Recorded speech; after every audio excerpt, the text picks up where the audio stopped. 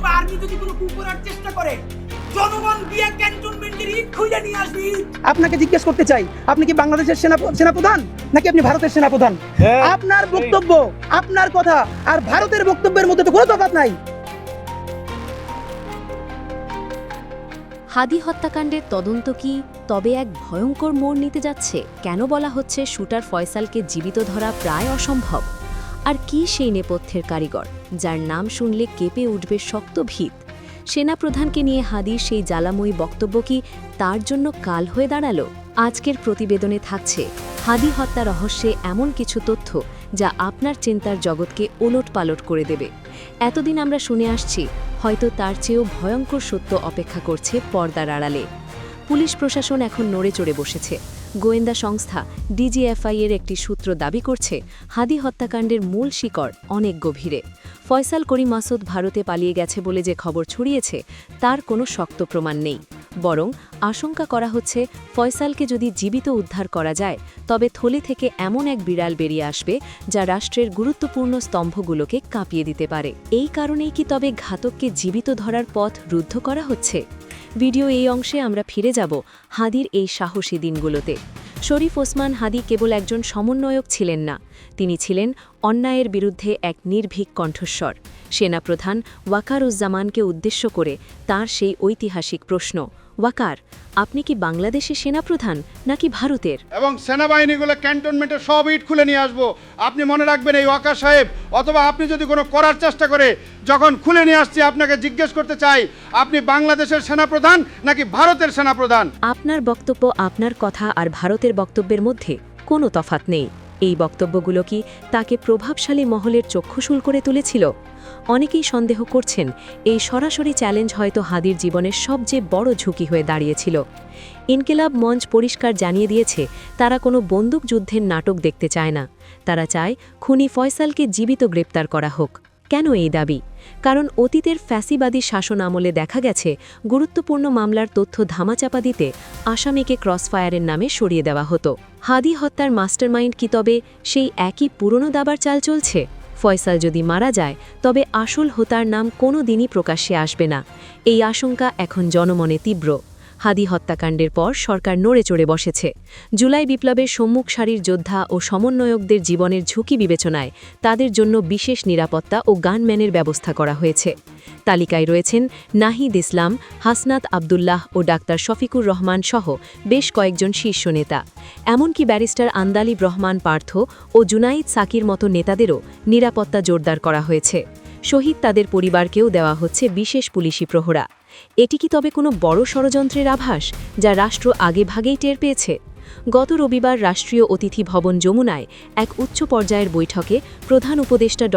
মোহাম্মদ ইউনুস স্পষ্ট নির্দেশ দিয়েছেন নির্বাচনের আগে যে কোনো মূল্যে হাদির খুনিদের ধরতে হবে। পুলিশ জানিয়েছে সিসিটিভি ফুটেজ দেখে ইতোমধ্যে ৩১ জনকে শনাক্ত করা হয়েছে এবং ৬ জনকে গ্রেপ্তার করা হয়েছে। এদের মধ্যে কাশেম ফারুকি ও সাইদুর রহমানের মতো ব্যক্তিদের নাম উঠে এসেছে। চট্টগ্রামের ভারতীয় উচ্চ কমিশনের পাশে বিশৃঙ্খলাকারীদেরও চিহ্নিত করা হয়েছে। সরকার এখন জিরো টলারেন্স নীতিতে এগোচ্ছে।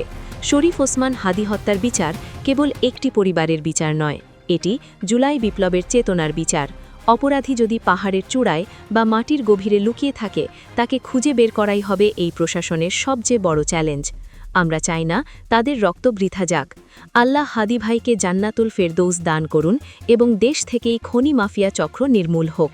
বন্ধুরা, হাদি হত্যাকাণ্ডের নেপথ্যে থাকা এই মাস্টারমাইন্ড নিয়ে আপনার কি ধারণা?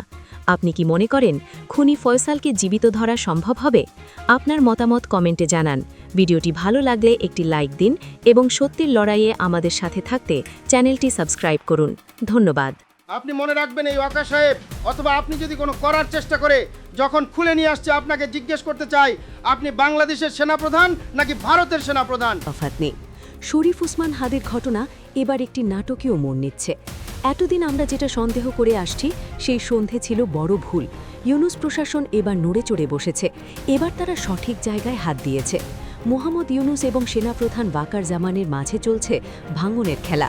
এতদিন যে নাটক চালিয়ে সাধারণ মানুষকে বোঝানো হয়েছিল যে উসমান হাদিকে শেষ করেছে ফয়সাল করিম মাসুদ এবং সে ভারতে পালিয়ে গেছে, কিন্তু না, সেরকম কোনো তথ্য প্রশাসন দেয়নি এবং ডিজিএফআই বের করে এনেছে ভয়ানক সত্য, যেখানে সরকার ফয়সালের সাথে জড়িত রয়েছে সেনাপ্রধান।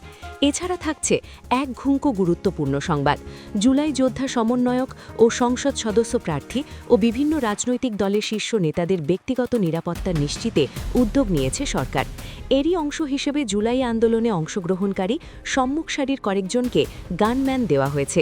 নাহিদ ও হাসনাত সহ কারা পেলেন এই গান, তা নিয়েও থাকছে প্রতিবেদন। হাদি হত্যার পেছনে এমন একজনের হাত রয়েছে বলে মনে হচ্ছে, যার কারণে খুনিকে জীবিত ধরা প্রায় অসম্ভব। কারণ যদি শুটার ফয়সাল করিম মাসুদকে জীবিত উদ্ধার করা হয়, তবে ফাঁস হয়ে যাবে তার সাথে জড়িত থাকা থলে আসল বিড়াল। কে সেই দাবার চালের মূল কারিগর, যার কারণে ফয়সালকে জীবিত উদ্ধার সম্ভব নয়, আর উসমান হাদির সাথে ওই মাস্টারমাইন্ডের কি এমন সাপে নেউলে সম্পর্ক, যার কারণে দুনিয়া থেকে সরিয়ে দেওয়া হলেও উসমান হাদিকে ভিডিওর শুরুতে আপনি উসমান হাদির একটি বক্তব্য শুনে থাকবেন, যেখানে সেনাপ্রধান ওয়াকারকে নিয়ে উসমান হাদি জ্বালাময়ী কিছু শব্দবোমা দিয়েছেন। ভয়ঢরহীন জ্বালাময়ী বক্তব্যে এরকম কিছু কথা ছিল, সেনাবাহিনী কু করলে ক্যান্টনমেন্টের সব ইট খুলে নিয়ে আসব বলেছিলেন উসমান হাদি। হাদির আরও একটি বক্তব্যে একটি কথা এমন ছিল, ওয়াকার আপনি কি বাংলাদেশের সেনাপ্রধান নাকি ভারতের? একজন সেনাপ্রধানকে নিয়ে এরকম জ্বালাময়ী বক্তব্য এর আগে কেউ দিতে পেরেছে কিনা জানা নেই, কিন্তু উসমান হাদি শব্দবোমা ঠিকই দিয়েছেন। আর এটাই কি তার জন্য কাল হয়ে দাঁড়ালো, যার জন্য দিতে হলো নিজের জীবন? গতকাল রাত থেকে একটি রহস্যজনক ঘটছে সামাজিক মাধ্যম জুড়ে। একটি লাইনকে কেন্দ্র করে বেশ উত্তেজিত জনসাধারণ, যেখানে বলা হয়েছে হাদি হত্যার পেছনে এমন একজনের হাত রয়েছে বলে মনে হচ্ছে, যার কারণে খুনিকে জীবিত ধরা প্রায় অসম্ভব। কিন্তু হাদিকে শেষ করার পেছনে কে এই মাস্টারমাইন্ড? আপনি যার কথা ভাবছেন সেই শাহিন চেয়ারম্যান নয়। সন্দেহের তীর এবার তীব্র হয়েছে সেনাপ্রধান ওয়াকার জামানের দিকে। কিন্তু কেন সেই সন্দেহ? ফয়সালকে জীবিত উদ্ধার অসম্ভব এমন কথা যখন সামাজিক মাধ্যমে বেশ আলোচনায়, তখন ইনকিলাব মঞ্চ থেকে দেওয়া হয়েছে কড়া হুঁশিয়ারি, যেখানে বলা হয়েছে খুনিকে দ্রুত জীবিত গ্রেপ্তার চাই, বন্দুকযুদ্ধের কোনো নাটক দেখতে চাই না। ইনকিলাব মঞ্চের ফেসবুক পেজ থেকে এরকম হুঁশিয়ারি দেওয়ার পর ঘটনা আরও গভীরে যাচ্ছে। ধারণা করা হচ্ছে বিগত শেখ হাসিনার আমলে যেরকমভাবে গুরুত্বপূর্ণ কিছু কেস বন্ধ করে দেওয়া হতো বন্দুকযুদ্ধের কথা বলে, ঠিক সেরকম একটি ঘটনা ঘটতে যাচ্ছে ওসমান কাদিরের মেলাতে। আর সেই ঘটনার মূল পরিচালক ওয়াকার। তবে কি সত্যি ফয়সালকে জীবিত উদ্ধার সম্ভব নয়, সেটা হয়তো সময় বলে দেবে। এছাড়া বাংলাদেশের ভূ রাজনৈতিক মানচিত্রে অস্থিরতা ও কিছুটা আতঙ্কের ছায়া ঘনীভূত হচ্ছে। গত বছরের ৫ আগস্টের ছাত্র জনতার ঐতিহাসিক বিপ্লবের পর রাষ্ট্রের সার্বভৌমত্ব এবং জনগণের মৌলিক অধিকারের প্রশ্নে যারা আপোষহীন, তাদের টার্গেট করা হচ্ছে। বিশেষ করে ভারতের একপক্ষ নীতি এবং আধিপত্যবাদের বিরুদ্ধে যারা রাজপথ এবং কলমে সোচ্চার, তাদের স্তব্ধ করে ১০০ প্রসারের নীল নকশা বাস্তবায়নের কিছু গুরুত্বপূর্ণ ইঙ্গিত পাচ্ছে নিরাপত্তা সংস্থাগুলো। সম্প্রতি ইনকিলাব মঞ্চের সংগঠক শরীফ উসমান হাদির উপর প্রকাশ্য দিবালোকে সাবেক ছাত্রলীগ নেতা ফয়সাল করিম মাসুদের গুলি এই আশঙ্কাকে রাজপথ থেকে নীতি নির্ধারণী মহলে এনে দিয়েছে। নিরাপত্তা সংশ্লিষ্টদের মতে বাংলাদেশের অভ্যন্তরীণ রাজনীতিতে দিল্লির প্রভাবমুক্ত স্বাধীন পররাষ্ট্র নীতির দাবি তোলা ব্যক্তিরাই এখন একটি বিশেষ হিট লিস্টে লক্ষ্যবস্তু। তাই জুলাই যোদ্ধা সমন্বয়ক ও সংসদ সদস্য প্রার্থী ও বিভিন্ন রাজনৈতিক দলের শীর্ষ নেতাদের ব্যক্তিগত নিরাপত্তা নিশ্চিতে উদ্যোগ নিয়েছে সরকার। এরই অংশ হিসেবে জুলাই আন্দোলনে অংশগ্রহণকারী সম্মুখ সারির কয়েকজনকে গানম্যান দেওয়া হয়েছে। তাদের ব্যক্তিগত অস্ত্রের লাইসেন্স দেওয়ার বিষয়টিও প্রক্রিয়াধীন রয়েছে। এই তালিকায় রয়েছেন অন্তর্বর্তী সরকারের সাবেক উপদেষ্টা ও জাতীয় নাগরিক পার্টির এনসিপি আহ্বায়ক মেহেদী ইসলাম, এনসিপির দক্ষিণাঞ্চলের মুখ্য সমন্বয়ক হাসানাত আবদুল্লাহ, সিনিয়র যুগ্ম সদস্য সচিব তাসনিম জারা ও মুখ্য সমন্বয়ক সৌদি সালাম। এছাড়া বেশ কয়েকজন রাজনৈতিক ও সংসদ সদস্য প্রার্থী গানম্যান অস্ত্রের লাইসেন্স চেয়ে আবেদন করেছেন।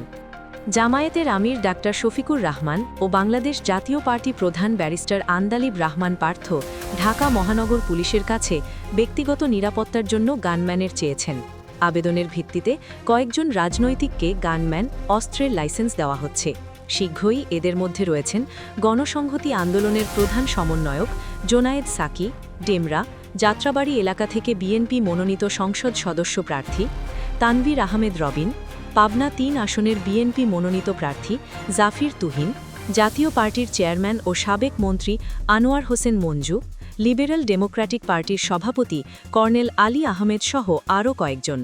এছাড়া ফ্যাসিবাদ ও আধিপত্য বিরোধী আন্দোলনে সোচ্চার থাকা শহীদ ওসমান হাদির পরিবারকে দেওয়া হচ্ছে বিশেষ নিরাপত্তা। হাদির এক বোন পাচ্ছেন লাইসেন্স এবং গানম্যান। অন্য সদস্যদের নিরাপত্তায় সার্বক্ষণিক পুলিশি নিরাপত্তা দেওয়া হবে। স্বরাষ্ট্র মন্ত্রণালয় ও পুলিশের উচ্চ পর্যায়ের সূত্র থেকে এসব তথ্য নিশ্চিত হওয়া গেছে। এদিকে হাদির সুরে ফয়সাল করি মাসুদকে নির্বাচনের আগে যে কোনো মূল্যে ধরার নির্দেশ দিয়েছেন প্রধান উপদেষ্টা মোহাম্মদ ইউনুস। প্রধান উপদেষ্টা ড মোহাম্মদ ইউনুসের নেতৃত্বে গতকাল রোববার রাষ্ট্রীয় অতিথি ভবন যমুনায় দেশের সার্বিক আইনশৃঙ্খলা পরিস্থিতি পর্যালোচনায় বৈঠক অনুষ্ঠিত হয়েছে। বৈঠকে স্বরাষ্ট্র উপদেষ্টা মোহাম্মদ জাহাঙ্গীর আলম চৌধুরী, জাতীয় নিরাপত্তা উপদেষ্টা ড খলিলুর রহমান সহ বিভিন্ন নিরাপত্তা ও আইনশৃঙ্খলা বাহিনীর শীর্ষস্থানীয় কর্মকর্তারা উপস্থিত ছিলেন।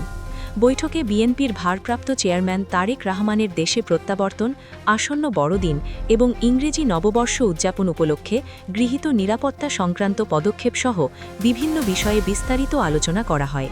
এছাড়াও ইনকেলাব মঞ্চের মুখপাত্র ও জুলাই যোদ্ধা শরীফ হোসেন হাদি হত্যাকাণ্ডে সম্পৃক্তদের গ্রেফতার তদন্তের অগ্রগতি নিয়ে বিশদ আলোচনা হয়। পুলিশের পক্ষ থেকে প্রধান উপদেষ্টাকে জানানো হয়, সম্প্রতি দুটি জাতীয় দৈনিক ও দুটি সাংস্কৃতিক সংগঠনের কার্যালয়ে হামলার সঙ্গে জড়িত সন্দেহে ভিডিও ফুটেজ দেখে ইতোমধ্যে ৩১ জনকে শনাক্ত করা হয়েছে। এসব ঘটনায় সোমবার সকাল পর্যন্ত ঢাকাসহ দেশের বিভিন্ন অঞ্চলে অভিযান চালিয়ে কমপক্ষে ৬ জনকে গ্রেফতার করা হয়েছে। গ্রেফতারকৃতরা হলেন মোহাম্মদ কাশেম ফারুকি, মোহাম্মদ সাইদুর রহমান, রাকিব হোসেন, মোহাম্মদ নাইম, মোহাম্মদ সোহেল রানা এবং মোহাম্মদ শফিকুল ইসলাম। শনাক্তকৃত বাকি সন্দেহভাজনদের গ্রেফতারে অভিযান চলমান রয়েছে। এছাড়াও চট্টগ্রামে ভারতের হাই কমিশনারের বাসভবনের নিকটে বিশৃঙ্খলা সৃষ্টির চেষ্টাকারীদের মধ্যে ৩ জনকে ভিডিও ফুটেজ দেখে শনাক্ত করা হয়েছে। রবিবার বিকেলে বৈঠকে ওসমান হাদির ঘটনায় জড়িত এবং অন্যান্য বেআইনি কর্মকাণ্ডের সঙ্গে সম্পৃক্তদের দ্রুততার সঙ্গে গ্রেফতারের নির্দেশ দিয়েছেন প্রধান উপদেষ্টা। বৈঠকে প্রধান উপদেষ্টা বলেন, আসন্ন জাতীয় নির্বাচনের আগে যে কোনো মূল্যে আইনশৃঙ্খলা পরিস্থিতি স্বাভাবিক রাখতে হবে।